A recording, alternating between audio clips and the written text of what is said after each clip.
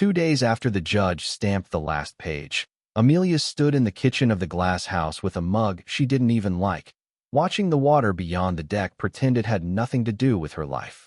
The place looked the same as it always had: steel, glass, the kind of clean that costs money, but it felt louder now, like every empty surface was waiting to be admired. Julian was already acting like he'd been living here for years. He'd put his phone face up on the marble as if the house was a boardroom. He'd kicked off his shoes without asking, and he kept calling the place ours in that casual, possessive way that made it sound inevitable. "So," he said, glancing toward the garage door as if it offended him personally, "we get that eyesore out today, right?" Amelia didn't answer right away.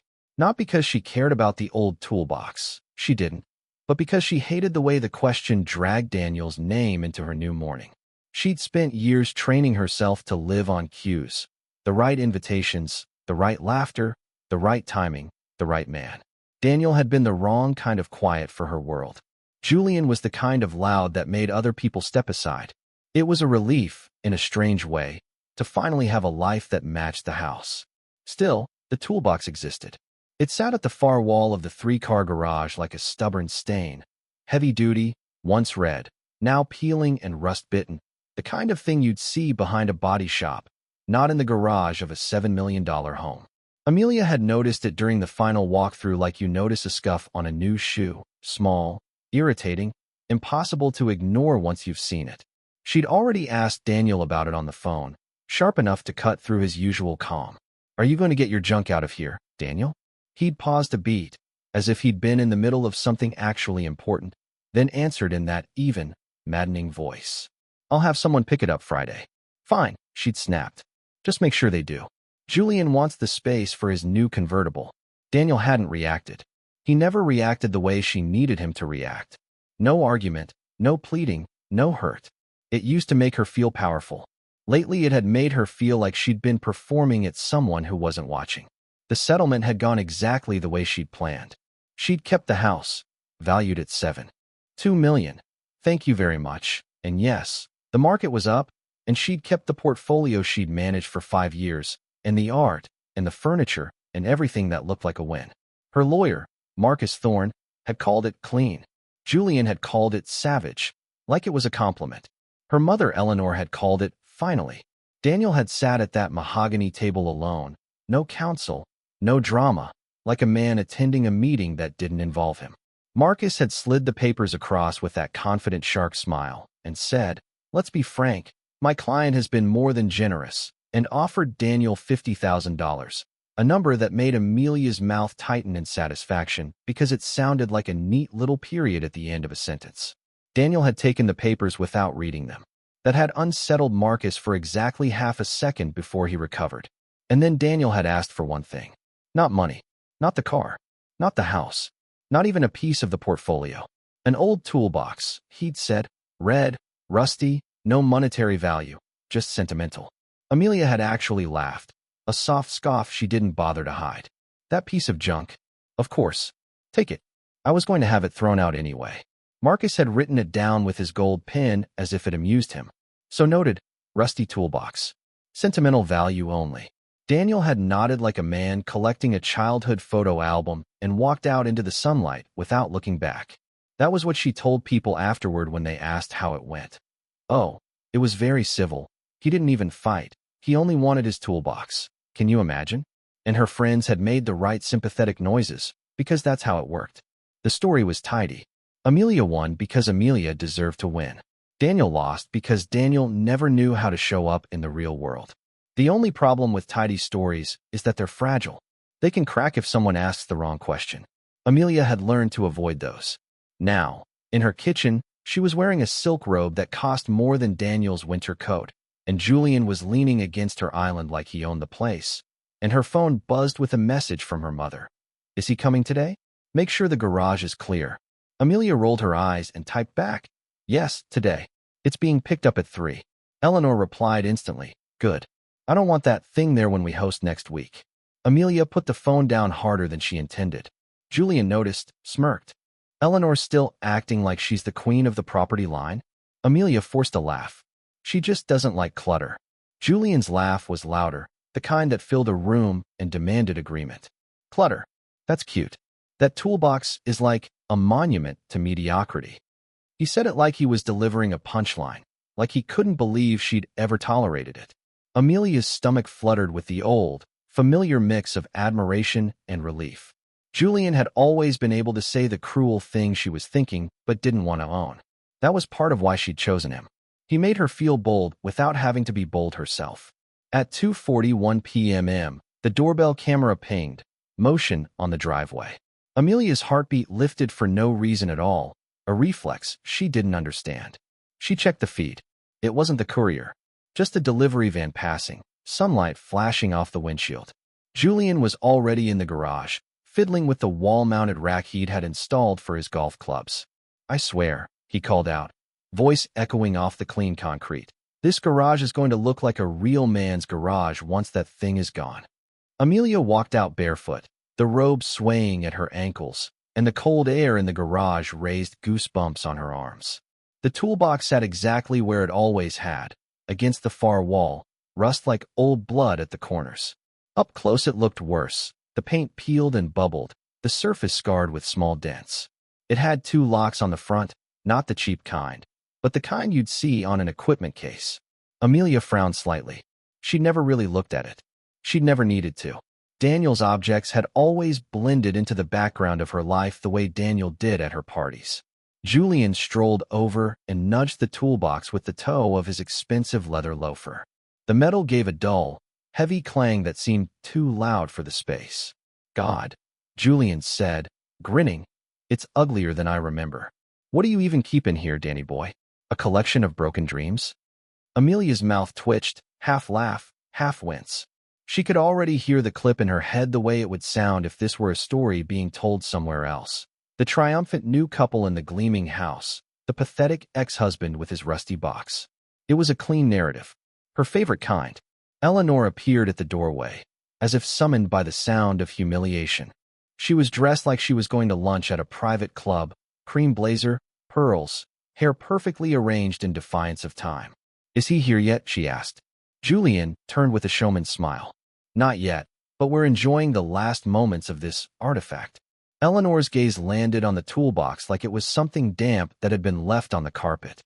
"Honestly, Amelia," she said, "you should have insisted it be removed weeks ago. It's like leaving an old bruise on display." Amelia lifted her chin. "It's being picked up at 3. Daniel arranged it." Julian snorted. "Daniel arranged it." "Sure." He tapped the toolbox again, lighter this time, like he couldn't resist. "You know what kills me?" he said, glancing at Amelia as if he were sharing an inside joke. He always acted like he had some grand plan, like he was quietly building something. And then, nothing. 10 years, and what does he leave behind? This. Eleanor's smile was thin. "Some men mistake potential for achievement," she said, and the way she said it made it sound like wisdom instead of cruelty. Amelia felt a small, sharp satisfaction. Not because she hated Daniel. She didn't have the energy for hate anymore, but because hearing them say it out loud made her decision feel justified. It took the last lingering question in her chest and smothered it. At 2:53 p.m., Amelia's phone buzzed again. A text from an unknown number, arriving at 3:15. "Confirm access to garage." She stared at it for a second, then replied, "Garage door will be open." At 2:54, another text, this time from Daniel. "I'll be there before 3. Just to ensure pickup goes smoothly." Amelia's jaw tightened. Of course he was coming. Of course he needed to show up in person for his sentimental junk, like he was making a point. She typed back, "Fine. We'll be here. Don't be late." Julian leaned close enough that Amelia could smell his cologne. "He's coming." "Yes," Amelia said, keeping her voice light. "Just to supervise his precious toolbox." Julian grinned. "Perfect. I want to see his face when he realizes what he walked away from." Eleanor made a small approving hum. Amelia's chest tightened again. That same weird reflex, like a door inside her was closing slowly, and she could feel the latch. She hated that she was nervous. She shouldn't be. She'd won. At 2:58 p.m., Daniel's sedan turned into the driveway. It was the same sensible car he'd always driven, a muted color that seemed designed not to be noticed. It looked almost embarrassed next to Julian's flamboyant Italian convertible parked proudly in the center bay, bright and loud and expensive. Daniel parked behind it, not blocking, just existing. For a moment, Amelia watched through the garage opening as he sat in the driver's seat with both hands on the steering wheel, not moving. Then he exhaled, got out, and walked toward them. He looked the same, and that bothered her more than if he looked broken. Dark coat, simple, no new watch, no show. His face was calm in that way that made people talk louder around him. He stopped a few feet from them, gaze passing over Julian, over Eleanor, and then resting on Amelia, not pleading, not angry, just present. "Daniel," Amelia said, forcing brightness into her voice like she was hosting. "You're here." Julian stepped forward with his big smile, the one he used in boardrooms and charity dinners. "Danny boy," he boomed. "Come on in. Don't be shy. We're just cleaning up the last remnants." Daniel's eyes flicked to the toolbox and back. "I'm just here to coordinate the pickup," he said. His voice wasn't weak. It wasn't defensive. It was simply flat. Julian laughed, the sound echoing. "Coordinate? Sure. Because that monstrosity needs careful handling." Eleanor folded her arms, watching Daniel like she expected him to shrink. "I assume this won't take long," she said. Daniel nodded once. "The courier will be here at 3:15. Amelia blinked. 3:15. Daniel's gaze stayed steady. "That's the window they gave me." Julian lifted his brows theatrically. "They?" he repeated, like the word was funny. "Who's they? The Museum of Failed Dreams?" Amelia felt heat rise in her cheeks, but she didn't know why. Because Julian was being cruel, or because Daniel wasn't reacting, or because the word courier sounded strange in her mouth now that she heard it out loud. Daniel didn't take the bait. He simply looked at his watch. "We have about 20 minutes. Julian clapped his hands once, sharp. "Great. 20 minutes. Tell you what, Daniel, why don't we make this easy? Amelia and I can have someone dispose of it for you. You don't have to lug your little pity project around town." Eleanor nodded, satisfied, as if a problem had been solved. Amelia let out a small laugh, almost automatic. "Honestly," she said, tilting her head the way she did when she wanted to sound kind, "why do you even want it? Let us just get rid of it. It'll save you the trouble." Daniel's eyes stayed on her for a beat longer than comfortable, and something shifted in the air. Not dramatic, not loud, just a subtle drop in temperature, like the room had decided to pay attention. He didn't raise his voice.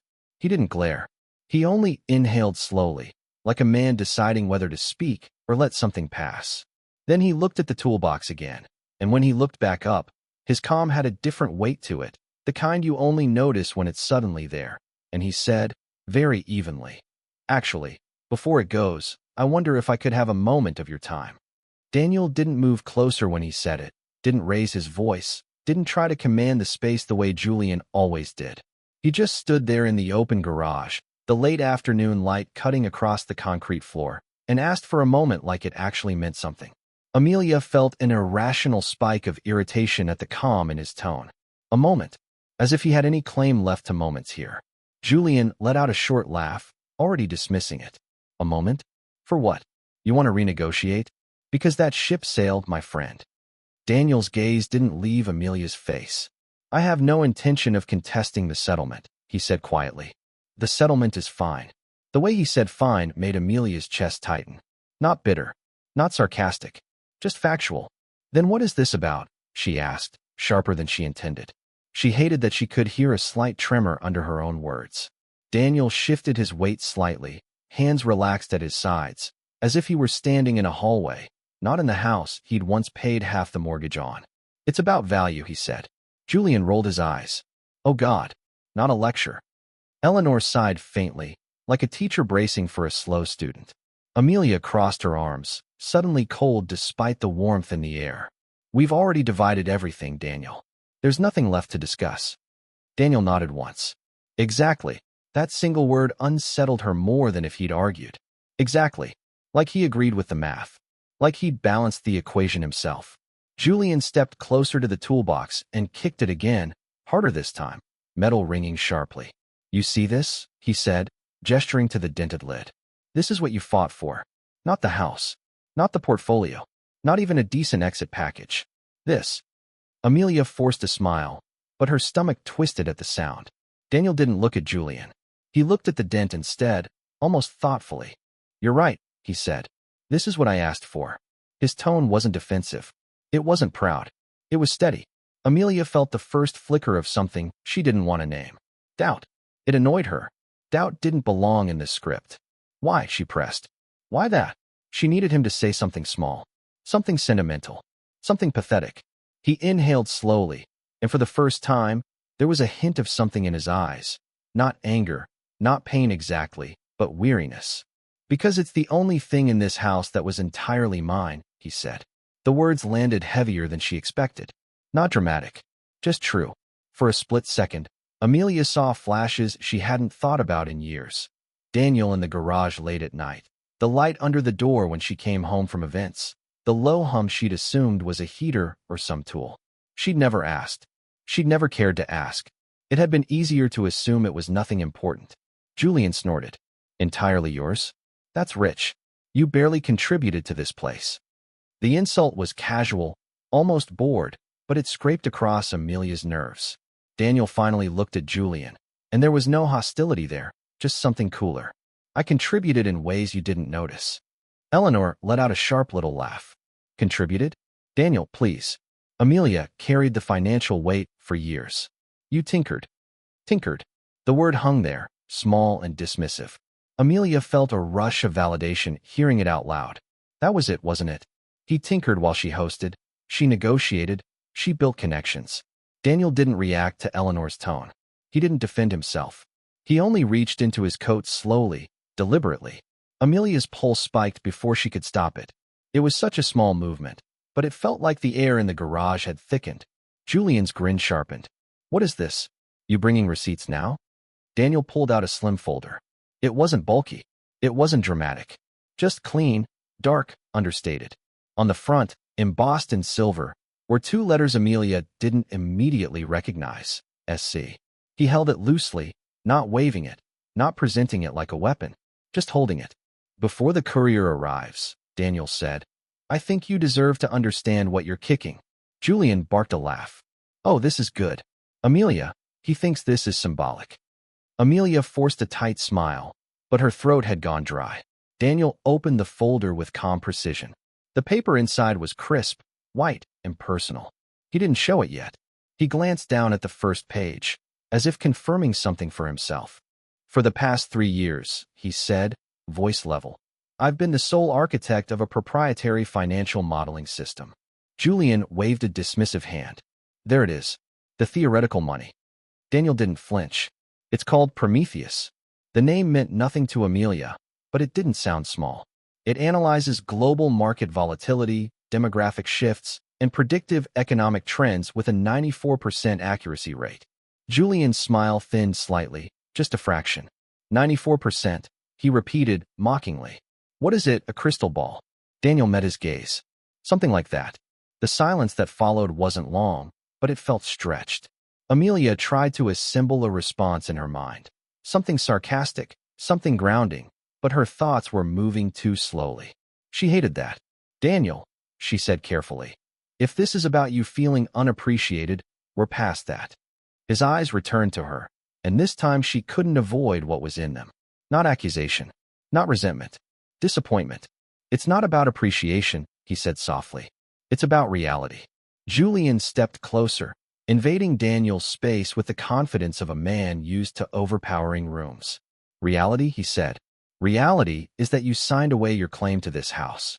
Reality is that you walked out with 50 grand and a rusted toolbox." Daniel nodded once. "The 50,000 is still uncashed." That caught Amelia off guard. "What?" He didn't look away. "The check. It's on my kitchen counter." Julian scoffed. "Congratulations. You're principled and broke." Daniel's jaw tightened almost imperceptibly, the smallest crack in his composure. "I'm not broke." The words were simple. No emphasis. No drama. Just stated.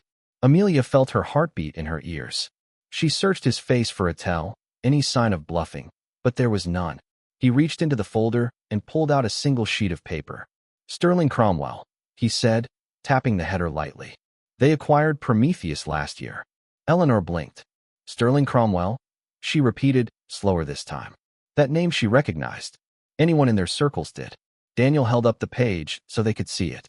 The numbers were clean, black, undeniable. Amelia's vision tunneled slightly as her eyes locked onto the figure near the bottom. Wire transfer confirmation. Amount, 3,200,000. For a moment, no one breathed. The garage seemed too bright, too exposed.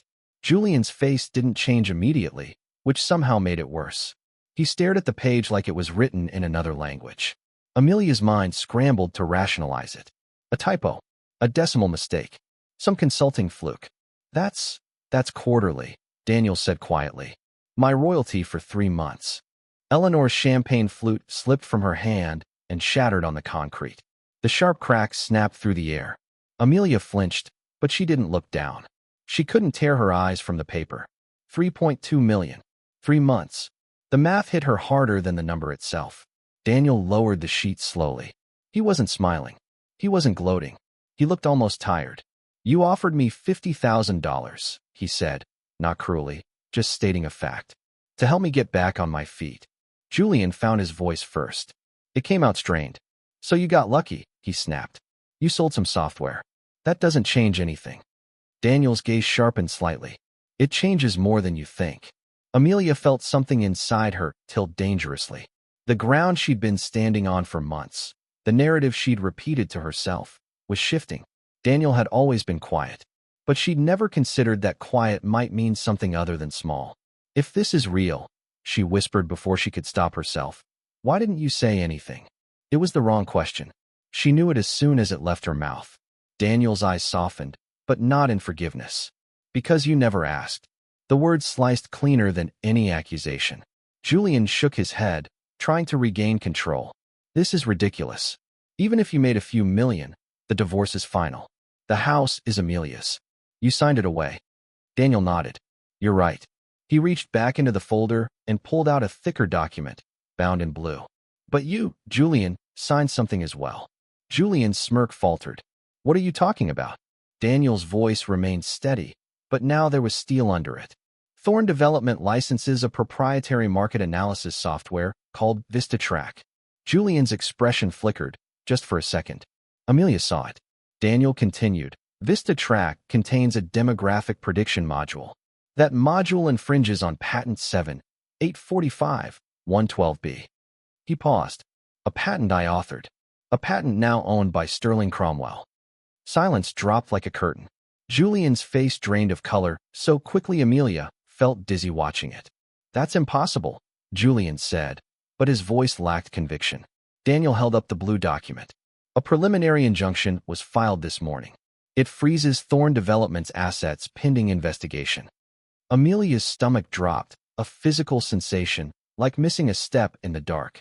Freezes? She echoed faintly. Daniel nodded. Lines of credit. Ongoing projects. Investor notifications. Julian lunged forward slightly. You're bluffing. Daniel didn't move. I'm not. As if summoned by the words, the low hum of an engine rolled up the driveway. All 4 of them turned instinctively. A long Blacktown car glided to a stop behind Julian's convertible, boxing it in. Amelia felt her pulse slam against her ribs. The back door opened. A tall man in a tailored gray suit stepped out with quiet authority, 2 broad-shouldered men following. Even from a distance, Amelia recognized him from magazine spreads and financial features. Arthur Sterling. Her breath caught in her throat. He walked toward the garage with the kind of calm that didn't need introduction. Daniel didn't turn to greet him. He simply stepped aside, as if this had always been the plan. Arthur Sterling stopped a few feet from Julian.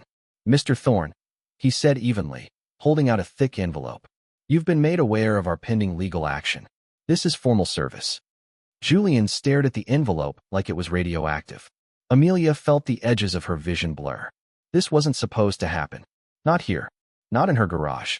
Sterling's gaze shifted briefly to Daniel, a nod passing between them that Amelia didn't understand but felt in her bones.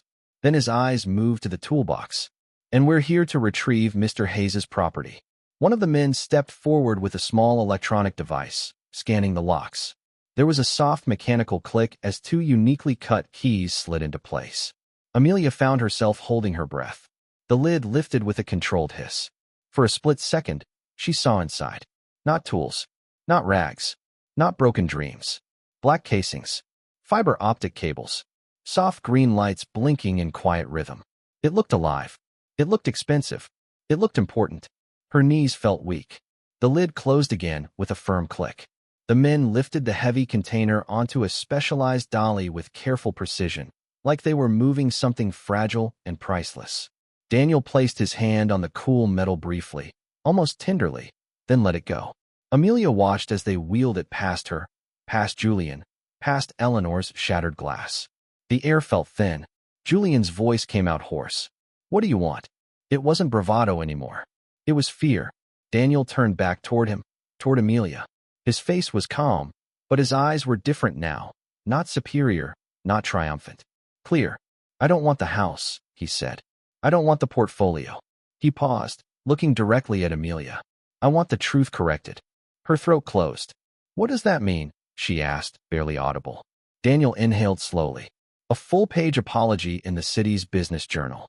A retraction of the narrative you built about my failure." His gaze didn't waver. "And a $1 million donation to the university's Theoretical Sciences Endowment. In your name." Amelia felt like the ground had dissolved beneath her feet. $1 million. Public humiliation. Her pride, laid bare in print. Julian stared at her, stunned, calculation racing behind his eyes. Daniel's voice softened just slightly. "It's not about the money. It's about consequences." The town car door closed with a solid thud behind him. Amelia realized she was shaking. Not from anger. Not from humiliation. From the slow, crushing realization that the man she had dismissed, minimized, and quietly erased had never been small. She had just never looked closely enough to see him. And now the truth wasn't whispering anymore. It was standing in her garage, undeniable. Julian's jaw tightened as if he could physically bite down on the situation and force it back into something manageable, something he understood. But nothing about the moment felt manageable anymore. Not with Arthur Sterling standing 10 feet away in Amelia's garage like a quiet verdict. Not with Daniel looking the way he did. Calm, composed, almost detached from the emotional wreckage unfolding in front of him. "A public apology?" Julian repeated, voice rough, trying to wrap sarcasm around the word and failing. "You want a headline? Is that it?" Daniel didn't look at him. He kept his eyes on Amelia, and that somehow made it worse. "I want accuracy," he said. "You told people I was struggling, that I couldn't provide, that I was theoretical." The last word landed gently, but Amelia felt it like a slap. She remembered the dinner parties, the subtle shrugs, the practiced lines she'd delivered when someone asked what Daniel was working on. "Oh, consulting. Very niche. He's still figuring things out." She had told it like a story of patient tolerance, like she was carrying him. She had never considered that he might have been carrying something she couldn't see. "You let them believe it," she whispered, the accusation sounding weak even to her own ears. Daniel's expression didn't harden. "You wanted to believe it," he said. The truth of that pressed into her chest with unbearable weight. Julian stepped between them slightly, instinctively reasserting himself. "You don't get to rewrite history because you hit one good deal," he snapped. "This doesn't make you a martyr." Daniel finally shifted his gaze to him fully, and the difference in energy was subtle but undeniable. "Prometheus manages a $7 billion hedge fund," he said evenly. "This isn't one deal." The words were simple. The number wasn't. $7 billion. Amelia felt her knees go soft again. She had obsessed over 7 figures her entire adult life. Net worth, property values, investment returns. 7 billion lived in a different universe. Arthur Sterling cleared his throat softly, not impatient, just precise. "Mr. Thorne," he said, addressing Julian, "I would advise you to consult counsel specializing in intellectual property litigation immediately. The injunction is comprehensive."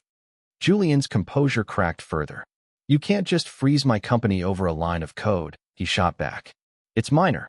Sterling's eyes didn't flicker. Minor infringement is still infringement. The security team had already maneuvered the toolbox into the town car with clinical efficiency. The back door closed again, sealing the green glow away from sight. Amelia stared at the empty space where it had stood for years. It looked wrong now, like something structural had been removed. The garage felt larger and colder without it.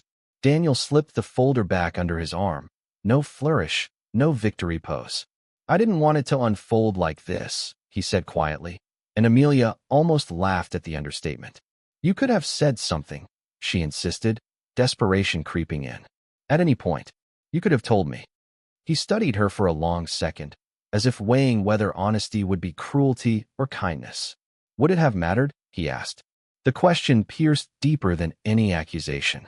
Amelia opened her mouth and found no answer. Julian shook his head, pacing once, running a hand through his hair. This is intimidation, he muttered. That's all this is. Sterling tilted his head slightly. No, Mr. Thorne. This is documentation. The finality in his tone left no room for argument. The world Amelia had constructed over months, carefully, strategically, confidently, was unraveling in real time, thread by thread, and she could do nothing but stand there and watch. Daniel turned toward her again, softer now. I don't want your house, he repeated. I don't want your investments. I signed the papers because I meant it. Her heart pounded so loudly she was sure they could hear it. Then why this? She demanded, her voice breaking slightly despite her effort to steady it. Why make it public? Daniel exhaled slowly. Because private truths don't fix public lies. The words sank in with painful clarity.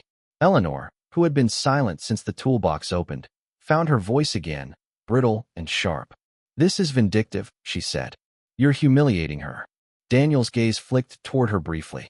No, he said, almost gently. Humiliation is when you laugh at someone for being small. The silence that followed was suffocating. Julian's phone buzzed in his pocket. He glanced down, color draining further as he read the screen. Another buzz. Then another. Amelia watched his confidence fracture in increments. Investors, he muttered. Already. Sterling checked his watch calmly. Notifications were scheduled for 3:15. It was 3:17. The timing felt surgical. Amelia's breathing became shallow. She suddenly imagined the calls, the messages, the shift in tone from admiration to suspicion. Reputation had always been her currency.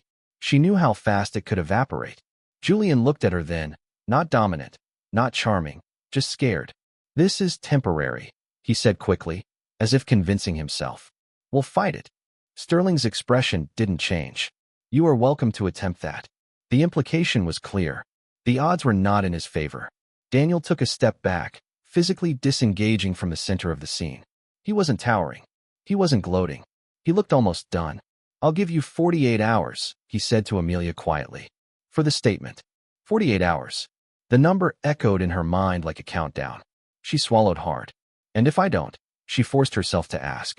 Daniel's eyes were steady, not cruel. Then Sterling Cromwell proceeds without restraint. Sterling gave a small nod, confirming it. Amelia's stomach twisted. Without restraint meant litigation. It meant headlines she couldn't control. It meant donors whispering, boards reconsidering invitations, charity galas turning cold. Julian's voice rose again, edged with panic. You can't extort us like this. Daniel's jaw tightened slightly at the word. I'm not asking for money for myself, he said. I'm asking for accountability. The distinction was subtle, but it mattered. Amelia felt tears sting her eyes, furious at herself for the weakness. She had orchestrated this divorce like a business transaction. She had been precise, strategic, confident. And now she stood in her own garage, shaking. Daniel, she said softly, the name heavier than it had ever been. I didn't know. He looked at her carefully. That's the point, he said again, not unkindly. Julian stepped closer to him suddenly, anger flaring in desperation. Name your price, he said through clenched teeth. Whatever licensing fee you want. We'll settle privately. Daniel's gaze didn't waver. It's not about a price. He let that hang for a moment. It's about correction. Arthur Sterling checked his watch again and then gave Daniel a subtle nod. We should go, he said. The security team slid back into the town car. Sterling paused long enough to look directly at Julian. Retain strong counsel, he advised evenly. Then he stepped into the vehicle. The engine hummed softly as it reversed down the driveway, the black car disappearing beyond the curve of the hedges like a shadow withdrawing. The silence left behind was heavier than the confrontation. Amelia felt like the walls of the house were watching her. Julian stood frozen, phone still buzzing intermittently in his hand, the confident posture he'd worn for months completely gone. Eleanor stared at the empty garage floor, lips pressed tight. Daniel remained for a moment longer, the only one not visibly unraveling. "I never wanted to embarrass you," he said quietly to Amelia. The sincerity in his tone made her chest ache. "Then why does it feel like that?" she whispered. He studied her face, and for the first time there was unmistakable sadness in his eyes. "Because the truth feels like exposure when you've been living in a version of events that isn't real." Her throat closed. She wanted to argue. She wanted to tell him he was being dramatic, but the words wouldn't come.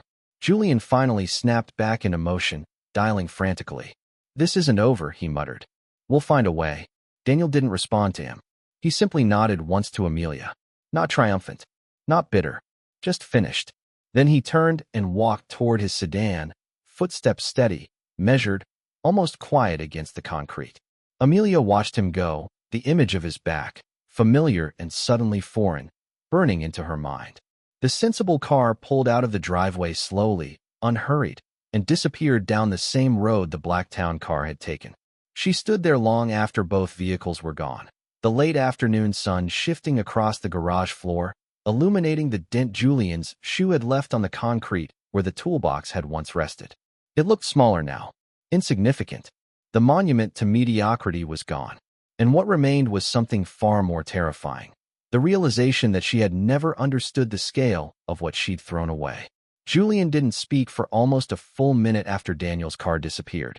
He just stood there in the garage staring at the space where the toolbox had been, as if the empty concrete might rearrange itself and hand him back control. Amelia could hear the faint sound of water from the backyard, the quiet lap against the retaining wall, absurdly calm. Her heart was still racing, but the adrenaline had shifted into something heavier, something slower and more dangerous. Eleanor was the first to move. She stepped carefully around the shattered champagne glass and said, with brittle precision, "Well." It wasn't a question. It was an indictment. Julian finally looked at Amelia, and for the first time since she had known him, he looked smaller. Not physically smaller, but compressed, stripped of performance.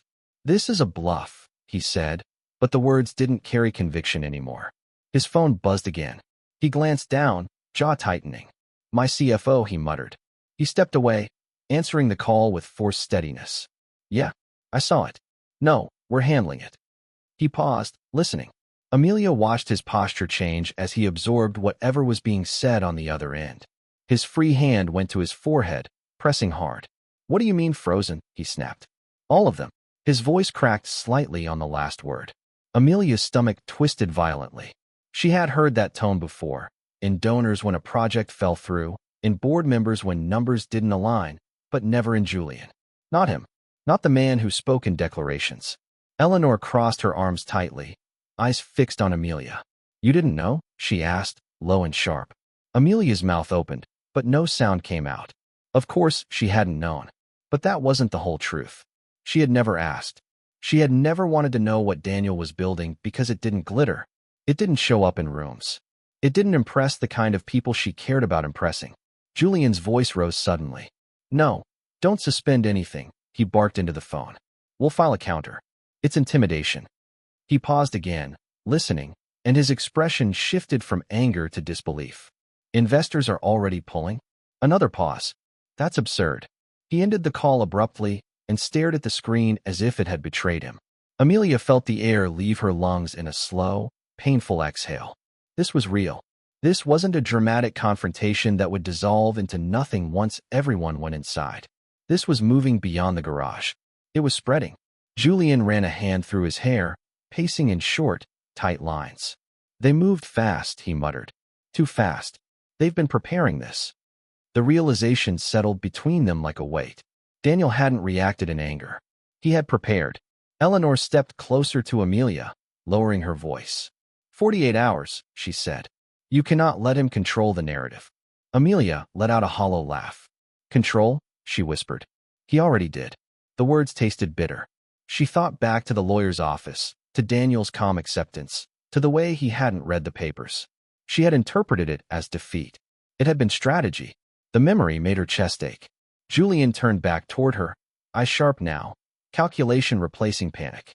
"You're not actually considering this," he said. "The apology, the donation." Amelia's throat tightened. $1 million was not a small gesture. It was a public statement, a surrender. But the alternative, full litigation from Sterling Cromwell, sounded catastrophic. What choice do we have? She asked quietly. Julian's jaw flexed. We fight. Eleanor shook her head immediately. Fight with what? She snapped. Your credit lines are already suspended. Julian glared at her, but he didn't contradict her. Amelia felt something shift inside her then. Not loyalty to Julian, not nostalgia for Daniel, but a cold understanding of risk. She had always understood risk. She had built her entire adult life on managing perception. If this goes public without our framing, she said slowly, it won't just be about infringement. It'll be about dishonesty. The word hung heavy. Julian looked away. Silence stretched again, thick and suffocating. Amelia walked slowly into the house, heels clicking faintly on the polished floor. The living room felt too large, too exposed, as if the glass walls had turned into mirrors. She could see her own reflection, composed, styled, controlled. She suddenly hated it. Julian followed a few seconds later, still holding his phone like it might explode. Eleanor remained near the garage, staring at the empty space as if it were a wound. Amelia sank into one of the white chairs and pressed her fingers to her temples. Her mind replayed Daniel's words. Private truths don't fix public lies. She had built a version of him that suited her ambition. Quiet, harmless, slightly inadequate. It had made leaving him easier. Now that version was collapsing, and the collapse was louder than she expected. Julian stopped pacing long enough to look at her. He's doing this to humiliate us, he insisted. Amelia looked up slowly. No, she said, almost to herself. He's correcting something. The distinction mattered. It frightened her that she understood it. Her phone buzzed. A message from one of her closest friends. Are you okay? I just heard something about Thorne development. Amelia stared at the screen, her pulse accelerating again. It was already leaking. She didn't respond. Instead, she stood and walked toward the kitchen, needing movement, needing space. Julian followed. We can't fold, he said. If we apologize, it looks like admission. It is admission, she replied quietly. The honesty shocked even her. Julian stared at her as if she'd switched sides. You're taking his side now. Amelia's voice rose for the first time. This isn't about sides. It's about survival. The word felt raw. Eleanor entered the room, posture rigid. Your survival, she corrected sharply. Julian's company is bleeding. If this escalates, this house becomes collateral. Amelia felt a sharp jolt at that. The house. The symbol. The victory she had clung to. She looked around at the sleek lines, the glass walls, the curated art. For the first time, it didn't look like success. It looked fragile. Julian's phone buzzed again. He glanced at it and swore under his breath. They're scheduling an emergency board meeting. Amelia closed her eyes briefly. 48 hours. Daniel hadn't raised his voice. He hadn't demanded revenge. He had given a deadline. That was worse. Deadlines were real. They forced decisions. Julian dropped into a chair opposite her, shoulders tense. We could negotiate, he said. Offer a licensing fee. Settle quietly. Amelia shook her head slowly. He doesn't want quiet. She knew that now. He wanted visibility. Correction. She remembered the way he had said it. Not cruelly, not angrily, just firmly. Julian leaned forward.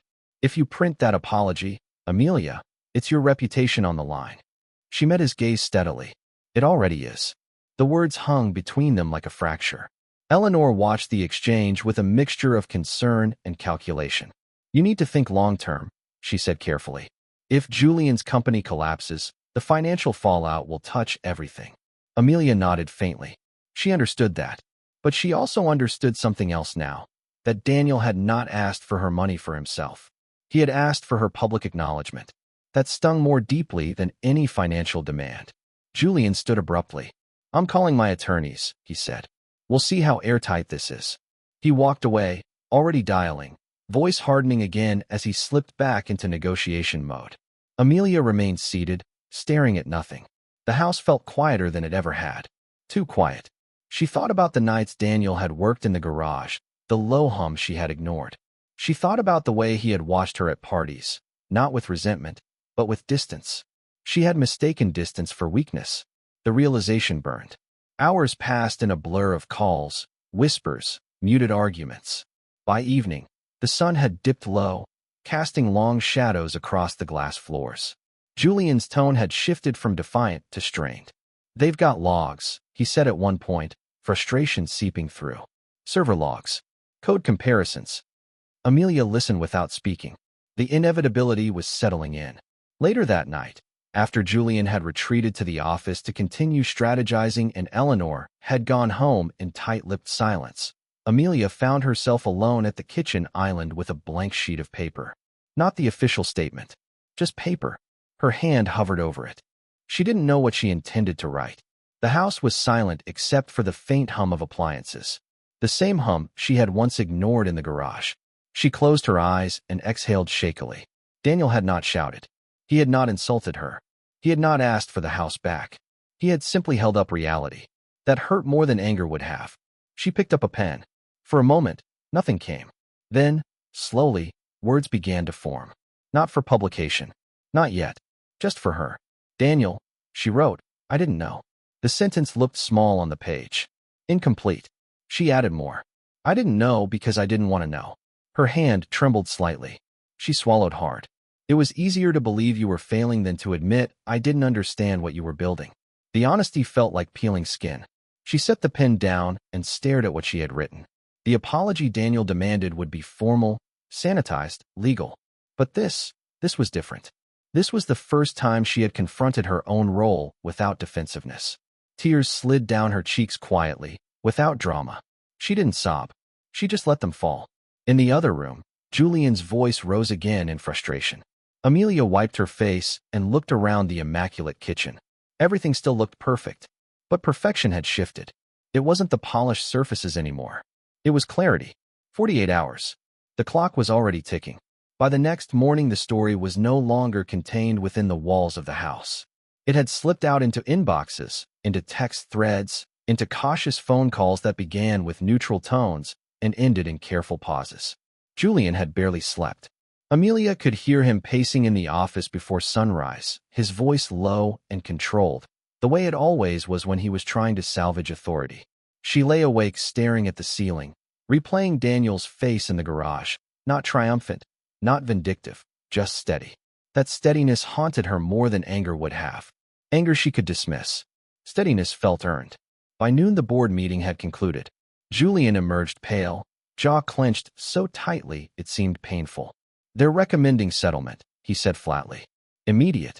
Public admission of infringement. Massive licensing fee. He didn't look at her when he added, if we fight, they'll escalate. And if they escalate, lenders trigger covenants. We lose everything. Everything. The word echoed through the glass house. Amelia glanced instinctively around the living room. The art, the view, the careful curation of her life. It all felt suddenly conditional. And the apology? She asked quietly. Julian let out a hollow laugh. It's the cheapest part of this. That stung. Not because of the money. Because it meant Daniel had been precise. He hadn't aimed to destroy. He had aimed to correct. The distinction settled in her chest like a verdict. Eleanor arrived again that afternoon, this time without commentary about clutter or aesthetics. She stood in the kitchen, arms folded, and said in a tone stripped of superiority, You have to do it. Amelia met her mother's gaze and saw, for the first time, not criticism, but fear. If Julian's reputation collapses, Eleanor continued, your social standing collapses with it. This is damage control. Amelia almost smiled at the phrasing. Damage control. That had always been her domain. Managing perception. Crafting narratives. But this narrative wasn't hers anymore. That realization hurt more than pride. Late that night, long after Julian had retreated into exhausted silence and Eleanor had gone home, Amelia sat at her laptop staring at a draft written by lawyers. It was sterile. Formal. Amelia Thorne hereby acknowledges. The language was precise, bloodless, transactional. It didn't capture the truth. It didn't capture the quiet humiliation of realizing you had misjudged someone completely. She closed the document and opened a new one. Her fingers hovered above the keyboard. Then she began typing, not as a strategist, not as a social architect, but as someone finally admitting fault. She rewrote it 3 times. Removed defensiveness. Removed subtle blame. Removed every word that tried to protect her ego. By dawn, the final version was ready. The full-page notice ran in the city's business journal 48 hours later. It was impossible to miss. A stark column of text surrounded by white space. Amelia Thorne formally retracts prior mischaracterizations of Daniel Hayes's professional standing and acknowledges his significant contributions to financial modeling and technology. Below that, a separate announcement confirmed a $1 million donation to the university's Theoretical Sciences Endowment. The reaction was immediate. Phones rang. Messages flooded in. Some sympathetic, some quietly amused, some cold. Amelia endured it all with controlled composure. She had chosen this. And strangely, beneath the embarrassment, there was a flicker of relief. The lie no longer required maintenance. Across town, Daniel read the notice once in his modest office and then closed the journal without expression. There was no surge of triumph, no celebratory call. He had not wanted applause. He had wanted alignment. Prometheus continued to run quietly in its secured server room at Sterling Cromwell, managing billions with the same silent precision it always had. Thorne development settled swiftly. The licensing fee gutted liquidity. Several projects were sold at a fraction of their value. The convertible disappeared from the driveway within weeks, repossessed without ceremony. The house remained, for now, but it no longer felt like a trophy. It felt like a reminder. Julian moved through the days differently, less declarative, more measured. The edge of arrogance had dulled into caution. Amelia watched him carefully, recognizing the shift. They stayed together, bound by shared fallout more than passion. Sometimes at night, she would stand in the garage, staring at the empty patch of concrete where the toolbox had rested for years. It had once symbolized mediocrity to her. Now it symbolized something else entirely, blindness. Meanwhile, Daniel declined Arthur Sterling's offer of a corner office in New York. Instead, he leased a bright, modern floor downtown and built a small research incubator. Glass walls, open desks, powerful systems humming softly. Not flashy, not performative, purposeful. He funded young analysts who had ideas others dismissed as too theoretical. One of them, a quiet woman named Maya, reminded him of himself years earlier. She approached problems sideways, patiently, without theatrics. When colleagues questioned her approach, Daniel didn't defend her loudly. He simply asked her better questions, guiding her toward her own clarity. One afternoon, as sunlight poured through the office windows, Maya looked up from her screen and said, "They think it's unrealistic." Daniel smiled faintly. "Most breakthroughs are," he replied. He thought of the garage, of Julian's loafer striking metal, of Amelia's dismissive tone, of the moment the lid had lifted and green lights blinked calmly in the dark. He didn't dwell on it with bitterness. He carried it as data, a lesson. Weeks later, a simple cream-colored envelope arrived at his office. No return address. He recognized the handwriting immediately. Inside was a short handwritten note. "Daniel," it began. "You were right. I didn't know because I didn't want to know. I'm sorry, not for losing you, but for never really seeing you." He read it twice. The words were imperfect, human, not crafted for publication. He folded the note carefully and placed it in his desk drawer. He felt no urge to respond. Closure didn't require dialogue. It required understanding. The story of the divorce, the injunction, the public apology circulated quietly among the city's business circles. Some told it as cautionary gossip. Some told it as a morality tale. But for Daniel, it wasn't about revenge. It had never been about revenge. It was about correction, about the simple insistence that truth should not remain hidden because it is inconvenient. Months passed. Winter softened into spring. In the glass house by the water, Amelia began hosting again, smaller gatherings, less performative. She spoke differently when people asked about Daniel. There was no sarcasm now, no subtle diminishment, just acknowledgement. It wasn't dramatic. It was accurate.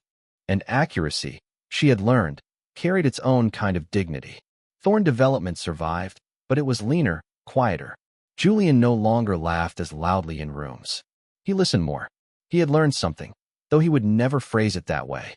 As for Daniel, he spent less time thinking about what he had lost and more time building what came next. His wealth grew, but not ostentatiously. He didn't buy a new car. He didn't move into a larger place. His greatest luxury was autonomy, the ability to choose problems worth solving and people worth supporting. One evening, standing alone in the secured server room at Sterling Cromwell, he placed a hand on the now-polished red toolbox, climate-controlled and protected. It looked almost ceremonial under the lights, a relic and a reminder, not of humiliation, not of victory, but of perspective.